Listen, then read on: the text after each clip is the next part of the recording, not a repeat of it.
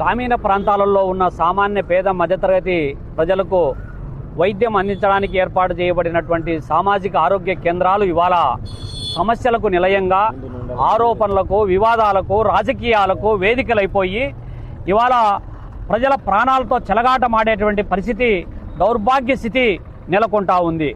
పోనీ వీళ్ళపైన నియంత్రణ చేసేటటువంటి జిల్లా అధికారి ఏమైనా ఉన్నాడంటే డిఎంఎన్హెచ్ఓ, లేక మాసాలు గడుస్తూ ఉన్న కడప జిల్లాలో డిఎంఎన్హెచ్ఓ కూడా లేనటువంటి దౌర్భాగ్య స్థితి ఈ జిల్లాలో కొనసాగుతూ ఉందంటే కడప జిల్లా పైన ఎంత నిర్లక్ష్యం, వివక్షత కొనసాగుతుందో మనం అర్థం చేసుకోవచ్చు.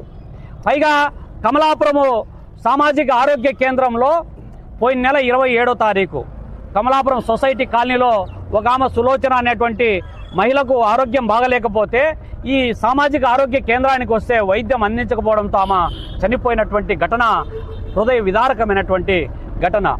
దానిపైన ప్రజలు, ప్రజా సంఘాలు ఆందోళన, మీడియాలో వచ్చినటువంటి అభియోగాల నేపథ్యంలో ఎంక్వైరీ జరిగి 24 గంటలు గడవక ముందే ఇక్కడ ఎవరో ఒక అతనికి యాక్సిడెంట్ అయిందని చెప్పి మన 9వ తారీఖు హాస్పిటల్కి వచ్చే ఉదయం వస్తే 10 గంటల వరకు కనీసం ఒక ఇంజక్షన్ వైద్యం కూడా అందించినటువంటి నిర్లక్ష్యం కొనసాగుతూ ఉందంటే ఇక్కడ సూపరింటెండెంట్ మొదలుకొని డాక్టర్లు, డ్యూటీ డాక్టర్లు, సిబ్బంది ఏం చేస్తున్నారు, ఏం గాడిదలు కాస్తున్నారు, ఏం వ్యాపారాలు చేసుకుంటున్నారని చెప్పి మేము అడగదలుచుకున్నాం. దాని నిరసనగా ఈరోజు ఈ యొక్క సామాజిక ఆరోగ్య కేంద్రం కమలాపురం వద్ద ఆందోళన కార్యక్రమం చేస్తూ ఉన్నాం.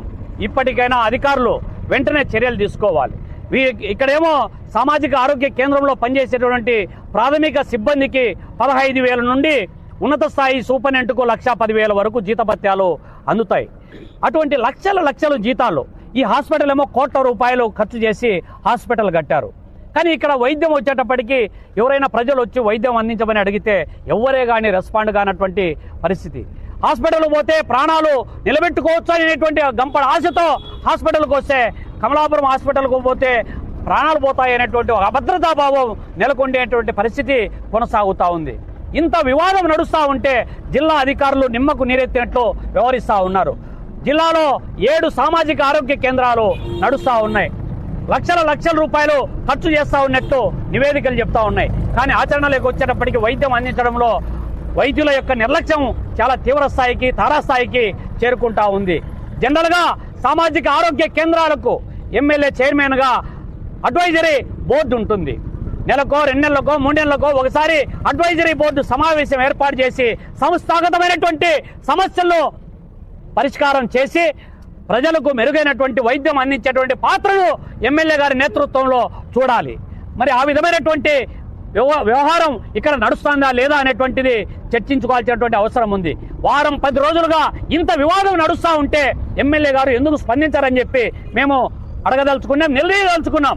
ఇప్పటికైనా ఇక్కడ ఉన్నటువంటి కమలాపురం సామాజిక ఆరోగ్య కేంద్రంలో పనిచేస్తున్నటువంటి ప్రాథమిక సిబ్బంది నుంచి సూపరింటెండెంట్ వరకు అందరినీ సస్పెండ్ చేయాలి, ప్రక్షాళన చేయాలి. చేయకపోతే జిల్లా కలెక్టరేట్ వద్ద ఆందోళన చేయడానికి కూడా అన్ని ప్రజా సంఘాలను, పార్టీలను ఏకం చేస్తామని చెప్పి భారత కమ్యూనిస్ట్ పార్టీ సిపిఐ పక్షాన హెచ్చరిస్తా ఉన్నాం.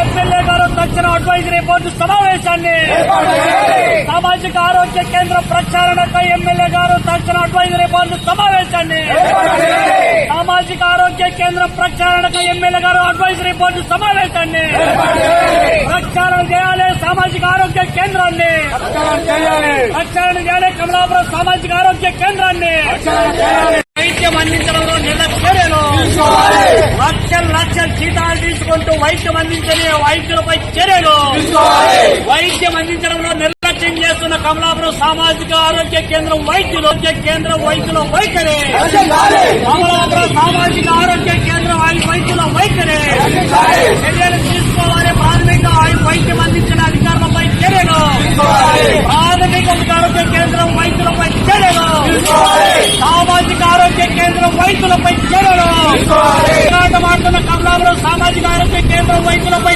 చర్యలు, ప్రజలకు వైద్యం అందించని అర్హుల ప్రభుత్వ వైద్యులను, ప్రజల ప్రాణాలతో చెలగాటమాడుతున్న కమలాపురం ప్రభుత్వ ఆసుపత్రి వైద్యులు హాజరు కాని ప్రభుత్వ వైద్యులను, విధులకు హాజరు కానటువంటి వైద్యులను నశించాలి.